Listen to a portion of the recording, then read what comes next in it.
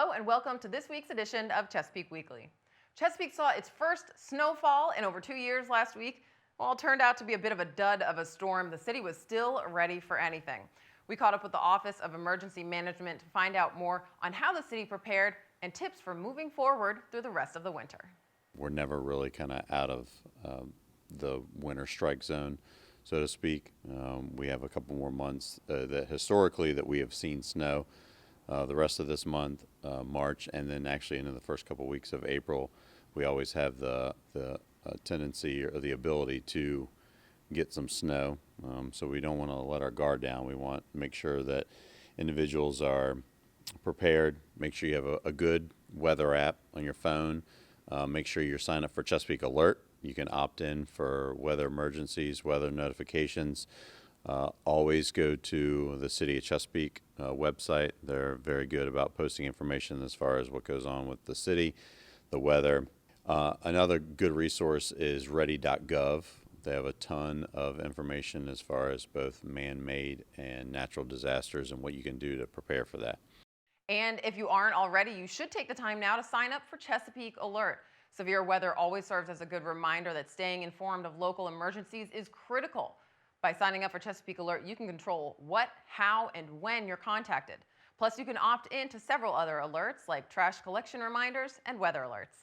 Learn more at cityofchesapeake.net/Chesapeake Alert. The presidential primary election is next Tuesday, March 3rd. Polls will be open from 6 a.m. to 7 p.m. and absentee voting is going on now. You can find everything you need to know about voting and upcoming elections at the voter registrar's webpage, cityofchesapeake.net/vote. We stopped by the voter registration's office to get the details on the first of several elections in 2020. Because this is a single primary for the Democratic presidential primary, anyone can vote on Tuesday. We do not register by party in the state of Virginia, so you're not tied down to either party. The only time you'd ever have to go to the polls and tell them which party's ballot you want is if we were having a dual primary. But this is not a dual primary. It's only a Democratic primary. So anyone can come out and vote on Tuesday, March 3rd. Our polls are open from 6 a.m. to 7 p.m. And if you cannot vote that day, you could always come up until Saturday before an election. We do our absentee voting in our office at Cedar Road. The deadline is Saturday, February 29th, and we stop at 5 p.m.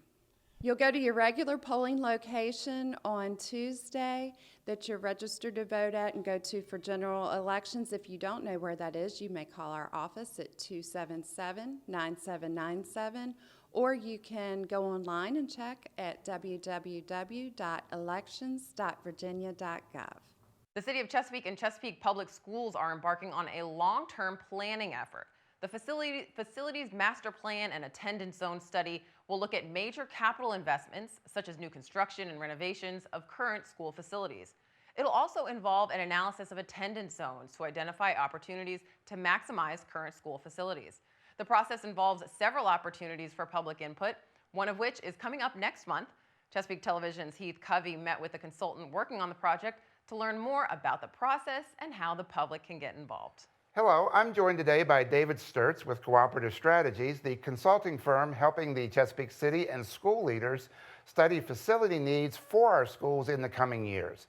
David, how can the public get involved and be part of this study? And do you have to have a kid in the schools to have a part of the study? No, you do not. We want everybody to be involved. This is your community, this is your town, your neighborhood, your schools, regardless of whether or not you have kids in them. So the next opportunities coming up are in March, on March 11th and March 12th, and that's going to be at Deep Creek on the 11th and at Oscar Smith on the 12th. And those are meetings where you can come and see a brief presentation. What are the options that are currently being considered? And to provide your feedback, and we have written surveys. We'll also have an online survey that'll be up for a couple weeks following that. Okay. So look for that coming up in March. Back in the fall, we had over 1,400 surveys completed in our community meetings then. We want everybody as possible to provide their feedback in person, online, or both. Okay.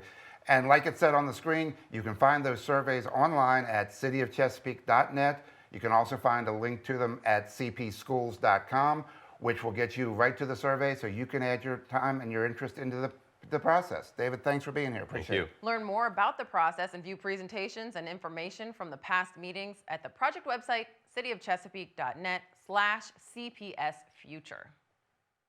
And as we close up Black History Month, we wanted to take you back to a story we did last year on a very important piece of history right here in Chesapeake, the Cornland School.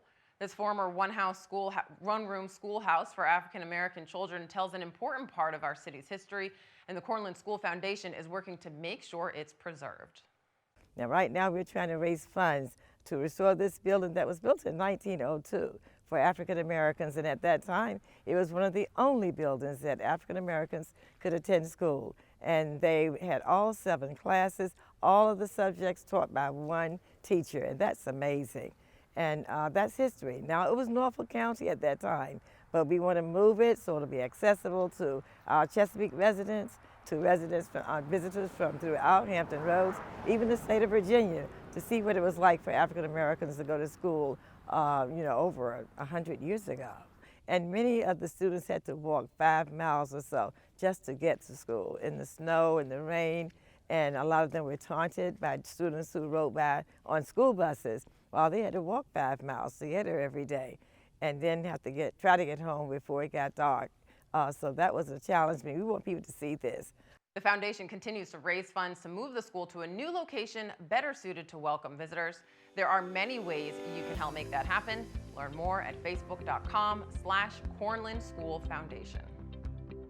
The second event of the 2020 Chesapeake Forum Speaker Series is coming up on March 3rd. Dr. Mae Jemison, former astronaut and the first woman of color to ever travel into space, will speak at the Chesapeake Conference Center. This is sure to be an incredible evening and a great way to kick off Women's History Month. The forum's first speaker was award-winning journalist Jane Pauley back in January, and the 2020 series will conclude in May with singer Ronan Tynan. Get your tickets now and learn more about the Chesapeake Forum at thechesapeakeforum.org. This is the final week for the Car Seat Roundup hosted by Drive Safe Hampton Roads. If you have a car seat that is older than 8 years, from a thrift store or yard sale, or was involved in an accident, it's time to turn it in. You can do so throughout the month of February by bringing it in to any AAA Tidewater branch and receive a $5 reward. For more, visit drivesafehr.org. Calling all parents and caregivers, do you know the proper way to lay your infant down to sleep? Safe sleep can be the difference between life and death. If you need tips, the Chesapeake Health Department is holding a safe sleep class on February 27th from 5 to 7 at their offices near Chesapeake Regional. It's completely free. Just register by calling 382-8653. The Hampton Roads Workforce Council is once again hosting the Next Gen Opportunity Fair. Teens and young adults from 16 to 24 are welcome to attend this event to learn about employment, volunteer, and post-secondary education opportunities. There will be more than 50 organizations there, including representatives from the city of Chesapeake and many private businesses. The event is on Wednesday, March 4th from 5:30 to 7:30 at the Conference Center. For more information, visit vcwhamptonroads.org. And finally, the annual State of the City Address brought to you by the Hampton Roads Chamber of Commerce will feature the Honorable Mayor Rick West on Friday, February 28th from noon to 2 at the Chesapeake Conference Center.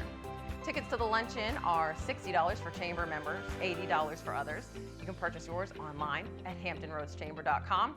Now, if you can't make the event, Chesapeake Television will be there to bring it to you live, as well as in replays throughout the month, so stay tuned for that. Thank you so much for joining us on this edition of Chesapeake Weekly. We'll see you next week.